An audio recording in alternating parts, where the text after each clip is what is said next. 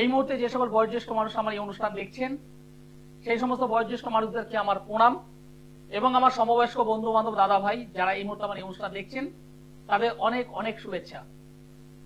জীবনে চলার পথে আমরা মাঝে মধ্যেই হোঁচট খাই, জীবনে চলার পথেই আমরা মাঝে মধ্যেই হোঁচট খাই, এবং সেই সময় মনে হয় আমার কপালে কেন এগুলো আছে, আমার সময়টা খারাপ।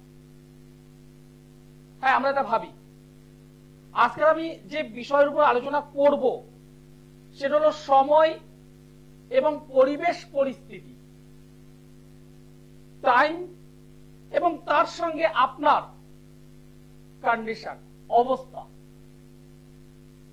এবং একটা মানুষের জীবনে, আমারও, অবশ্যই আমারও, আপনারও, প্রত্যেকটা মানুষের জীবনে এই সময় এবং অবস্থা বা পরিবেশ আমাদের জীবন পথকে একদম অন্য দিকে নিয়ে যেতে পারে। এবং অবশ্যই এই সময় এবং পরিবেশ পরিস্থিতি আমাদের জীবনকে কিছু কিছু সময় গুরুত্বপূর্ণ জায়গায় নিয়ে যায়। হ্যাঁ, কথাটা কেন বলছি, ছোট্ট ছোট কয়েকটা পার্টে বলি, তাহলে বুঝতে সুবিধা হবে। বিগত বেশ কয়েক বছর ধরে আমাদেরই কিছু বন্ধু বান্ধব, ভাই, দিদি, বোন যারা রাজপথে বসেছিল সরকারি চাকরির জন্য, এখনো আছে, হয়তো একটু ওই আবদালে হয়ে আছে, অন্যান্য ঘটনার পরিপ্রেক্ষিতে হয়তো একটু আলাদা হয়ে আছে। তাদের যে সময়, সেই সময়টা যদি আজ থেকে আরো 10 বছর পিছিয়ে যদি তারা এই জায়গাটা যদি পেত, যখন এসএসসি কন্টিনিউ হচ্ছে, তাহলে একটা আশা আমি পেয়ে যাব। সময় অনেক পিছিয়ে, এবং তার সঙ্গে সঙ্গে অবশ্যই পরিবেশ পরিস্থিতি, তারা হয়তো চাকরি পাচ্ছে না, অন্য কোনো কনভার্ট করা, সেদিকটা হয়তো সেভাবে ভাবতে পারেনি। এটা শুধুমাত্র চাকরির বিষয় নয়, অনেক মডেলার আছেন, অনেক অ্যাক্টর আছেন, অ্যাক্টিং করেন, আমার কাছে আসেন, আমার টলিউডের অনেক সিনেমা আর্টিস্ট আছে যারা আসেন, তাদের ক্ষেত্রে আমি দেখেছি পরিবেশ পরিস্থিতি ঠিক নিজের আয়ত্তে নেই, সময়টা নিজের আয়ত্তে নেই। যদি সময়টা যদি পেতেন, ঠিক সঠিক সময় যদি পেতেন, হয়তো সেই নায়ক বা নায়িকাটি আজকে একটা ভালো জায়গায় চলে যেতে পারত। বিগত কয়েকদিন আগেই টলিউডের একজন বয়স্ক অভিনেতা, নামটা আমি প্রকাশ করব না, আমারই ক্লায়েন্ট, দীর্ঘদিনের ক্লায়েন্ট, আমার সঙ্গে যখন মিট করে কথায় কথায় বলছে, জানো দুলাল বাবু, আমি যদি আমার ইয়ংকালে কয়েকটা ভালো ক্যারেক্টার যদি আমি পেতাম, তো আমার মনের মতো করে আমি কয়েকটা যদি ক্যারেক্টার যদি পেতাম, আজকের দিনে না আমি একটা ভালো জায়গায় চলে যেতে পারতাম। কিন্তু আমি সেই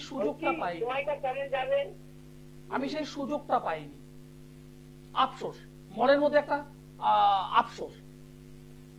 শুধুমাত্র এই অভিনেতা নয়, এরকমই যারা চাকরি বাকরি দিয়ে আছেন তাদেরও সেম, যাদের পারিবারিক জীবন তাদেরও এরকম আছে। আলোচনায় থাকবো আজ। নমস্কার।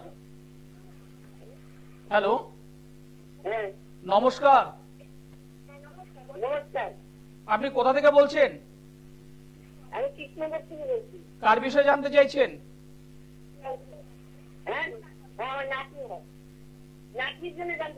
আপনি কথা বলবেন না, পেছনে যে ব্যক্তিটা আছে সে কথা বলবে।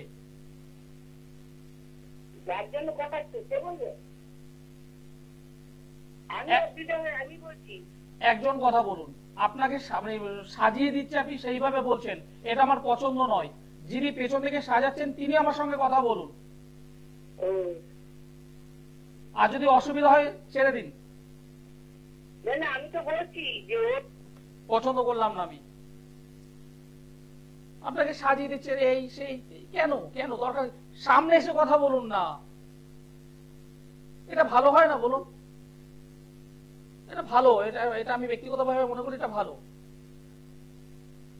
একজন বয়স্ক মহিলাকে সামনে দিয়ে দিয়েছেন, আপনি কথা বলুন। আরে বাবা, আপনি তো স্ট্রং মানুষ, পেছন থেকে তো কথা বলছেন, আপনি কথাটা বলুন না, তাতে সময়টা নষ্ট হয় না।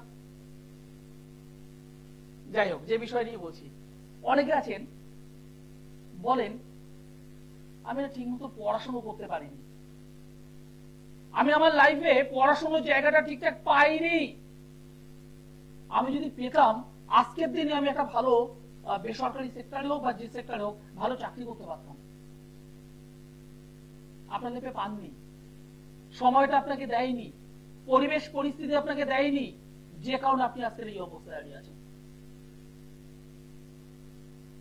কোন একটা ব্যবসা করছেন, বর্তমানে ব্যবসা করছেন, একই সঙ্গে আপনারই হয়তো কোনো বন্ধু অন্য জায়গায় একই বিষয়ে বিজনেস করছে, সেই মানুষটা tick tick tick tick tick করে আস্তে আস্তে করে তার বিজনেস জায়গাটাকে খুব সুন্দর তুলে দিচ্ছেন, কিন্তু আপনি সময় পরিস্থিতি আপনার অনুকূলের মধ্যে নিতে পারছেন না, ফেলিওর পারছেন।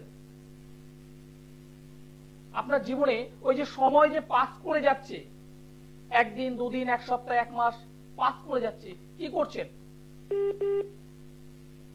সময় পরিস্থিতি নিজের ফেভারে যদি আসে তখন দেখবেন হট করে কোনো মানুষ 0 থেকে 100-তে চলে যেতে পারে, আবার কোনো মানুষ সেটাকে কাজে লাগাতে না পারার কারণে বা ভাগ্য সহায়তা না করবার কারণে 0-0 থেকে যায়, তাই না? নমস্কার। নমস্কার স্যার, আপনি কোথা থেকে বলছেন? আমি পশ্চিম মেদিনীপুর থেকে বলছি, চক্রবর্তী। আমি আমার সম্বন্ধেই জানতে চাই। আপনার ডেট অফ বার্থ 10/1/1991, টাইম রাত্রি 8টা, স্থান পশ্চিম মেদিনীপুর। পশ্চিম মেদিনীপুরের কোথায়? পশ্চিম মেদিনীপুরের খড়গপুর। খড়গপুর, ওকে, গুড। 10 তারিখ জানুয়ারি মাস 1991 সাল, রাত্রি 1:06, মেদিনীপুরের রাত্রি 8টা। ও রাত্রি 8টা বললেন, সরি, রাত্রি 8টা, মেদিনীপুরের খড়গপুর।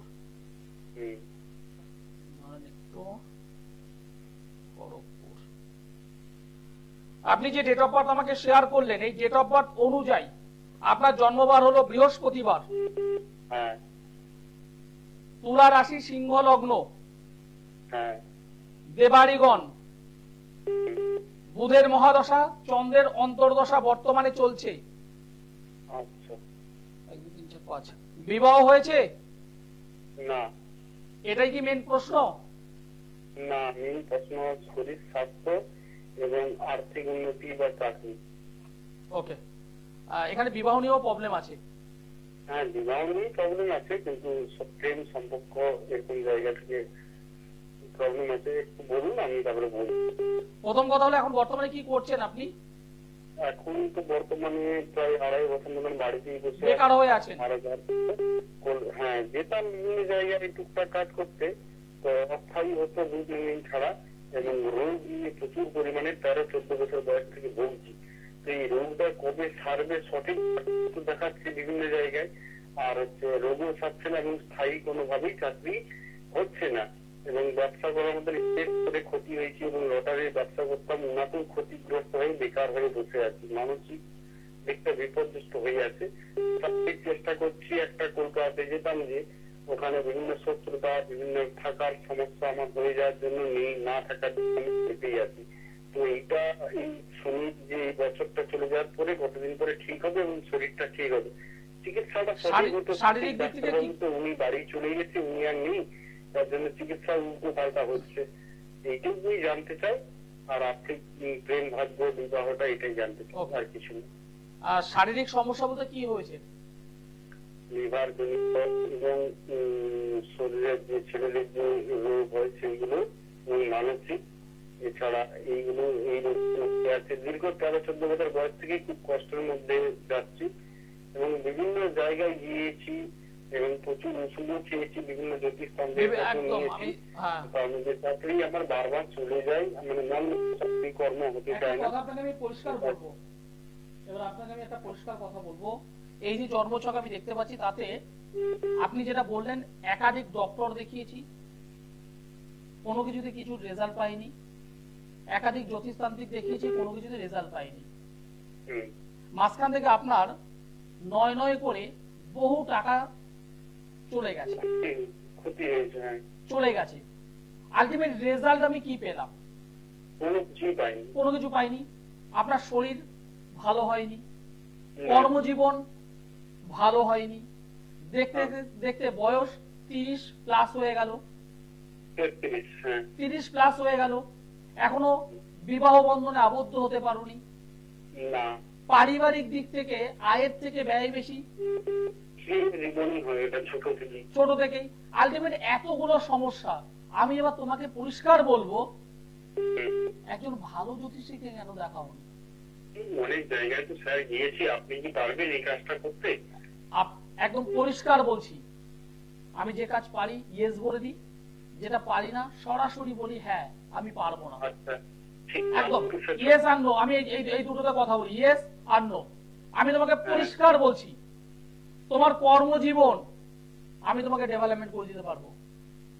আচ্ছা, তোমার শারীরিক জীবন পুরো 100% যে রিকভার হবে এটা হবে না, একদম পরিষ্কার তোমাকে আমি বলছি, কিন্তু 90% পর্যন্ত আমি কভার তোমাকে করে দিতে পারবো। স্যার আমার মনের যে আশাটা সেটা কি পূর্ণ হবে? একদম পরিষ্কার বলছি ইয়েস হবে, পরিষ্কার বলছি হবে।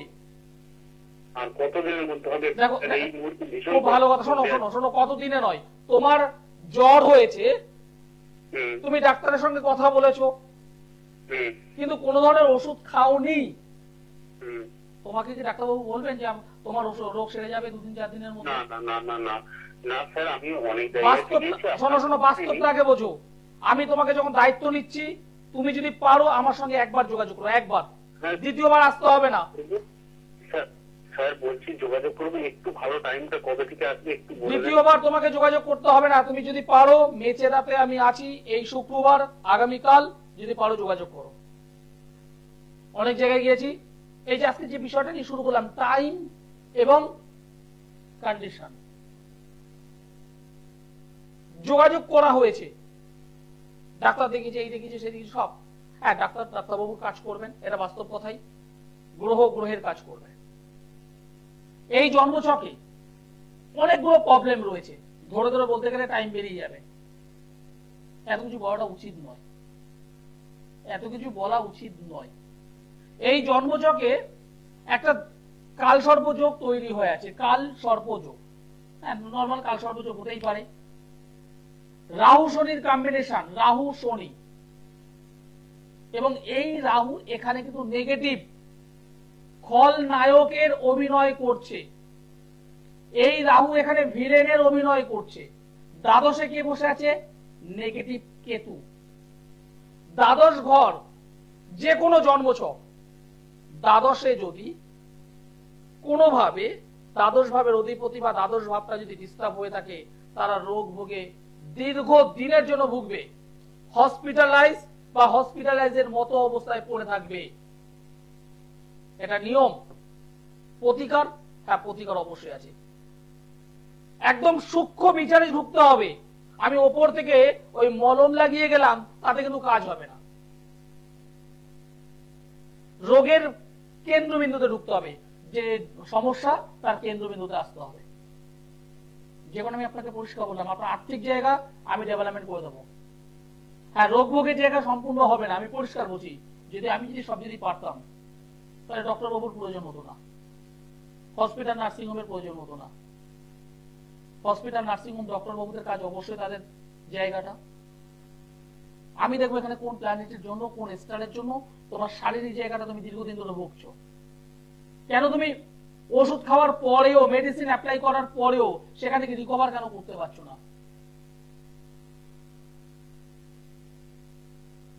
বিষয় তো কিছু গল্প আছে, এবং গোপন শত্রুতা বলতে গেলে অনেক কিছু বেরিয়ে যাবে। গোপন শত্রু জায়গাটা মারাত্মক, এবং সেই শত্রুতার অন্য জায়গায়। আজকে যে বিষয় নিয়ে আমি শুরু করছিলাম, সময় এবং পরিবেশ পরিস্থিতি। একটা মেয়ে অথবা একটা ছেলে তার জীবন সঙ্গীকে বেছে নেওয়ার পর কয়েক বছর যাওয়ার পর দেখা গেল সেখানে ডিভোর্স হয়ে গেল। হয়, এখনকার দিনে হামেশা হয়। প্রথম যে ম্যারেজটা, সেটা দেখা গেছে সে হয়তো লাভ ম্যারেজ করেই, বিবাহ করেছে, জানা শুনো পরিচিতি, 2 বছর 4 বছর ঘুরেছে, একসঙ্গে ফুচকা খেয়েছে, একসঙ্গে সিনেমায় গেছে, একসঙ্গে গড়ের মাঠে গিয়েছে,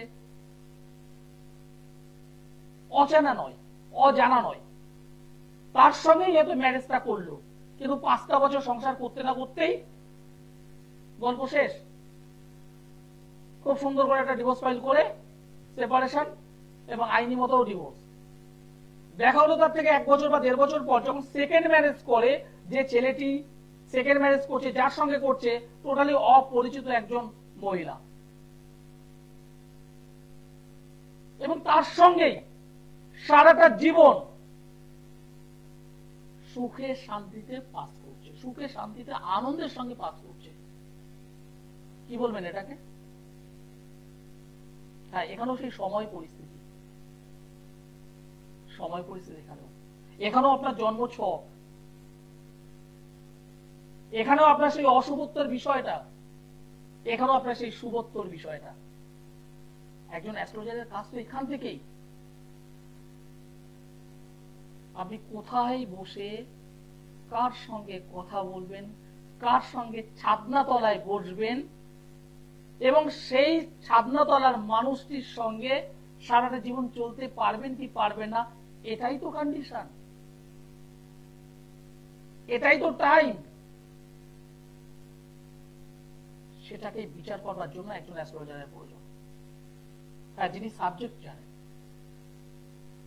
যিনি সাবজেক্ট জানেন, এরকম মানুষের দরকার। জন্মছকে একাধিক সমস্যা থাকতে পারে, পরিষ্কার বুঝি থাকতে পারে, মাঙ্গলিক থাকতে পারে, কালসর্প থাকতে পারে, গ্রহণযোগ থাকতে পারে, শনি 7.5 চলতে পারে, সেখান থেকে বের করার কিন্তু রাস্তা আছে। তবে যে কোনো সময় যে কোনো দিন কাজ করলে হয় না, তার জন্য কিছু ক্ষণ মুহূর্ত আছে। সেই ক্ষণ মুহূর্ত ধরে যদি সঠিকভাবে যদি কাজ করা যায়, 100% রেজাল্ট আসে, আসবেই।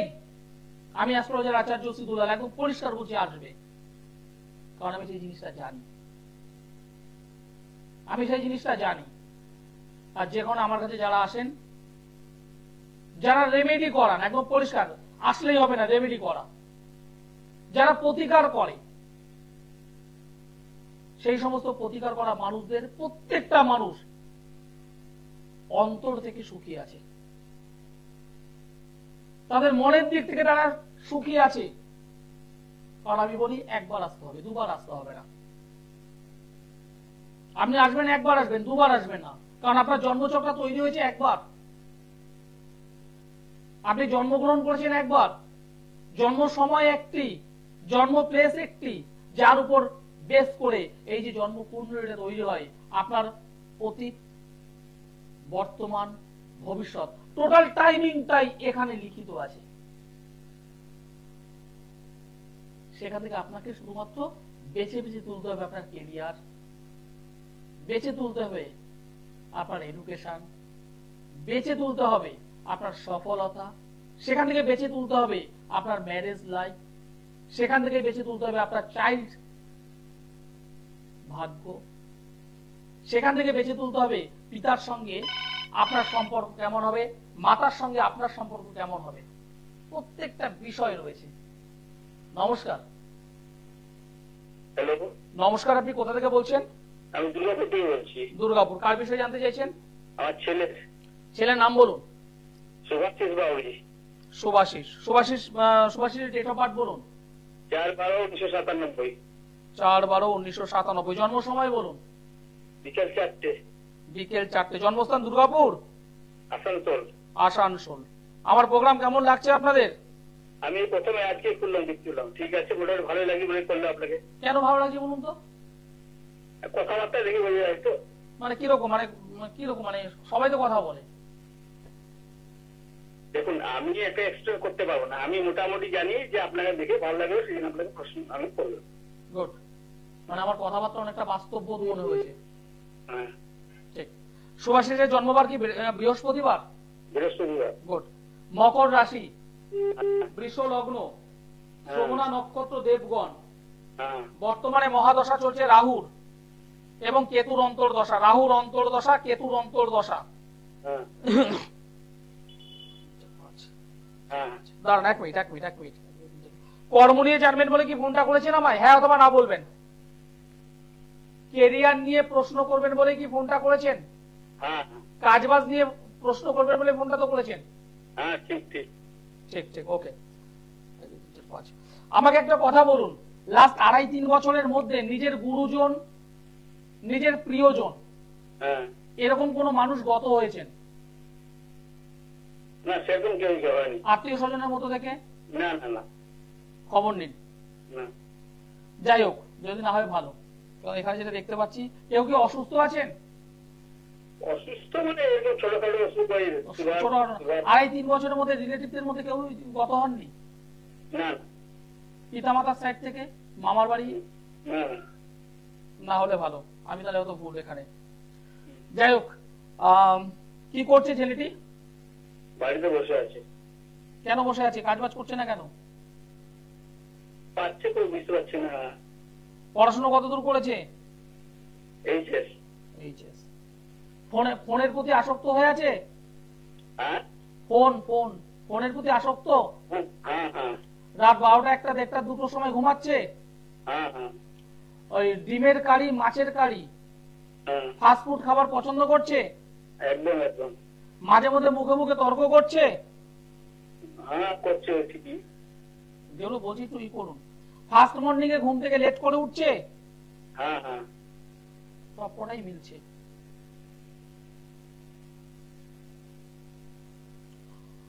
জন্মছকটা আমি ভালো পাইনি। পরিপূর্ণ কালসর্পযোগ, শনিভঙ্গ কালসর্পযোগ তৈরি হয়েছে, মাঙ্গলিক যোগে আবদ্ধ হয়েছে। এই মাঙ্গলিকটার জন্যই ওর মধ্যে একটা লেজি ভাব রয়েছে। আচ্ছা আচ্ছা, ঠিক আছে, এটাকে সংশোধন করুন। সঙ্গে কাউকে দেখিয়েছিলেন? হ্যাঁ, আমি এখনো পাচ্ছি দেখিয়েছেন। দেখেছি। আর আমিও জানি আপনি দেখিয়েছেন। আমি এতটা কনফিডেন্স ভাবে বলছি যে আপনি কাউকে দেখিয়েছেন।